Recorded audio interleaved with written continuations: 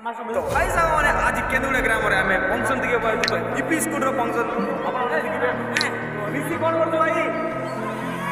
खबर भाई आ ऋषि भाई बसिले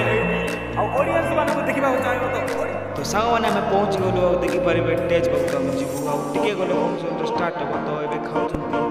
तो देखिने बा डांस बहुत बढ़िया बात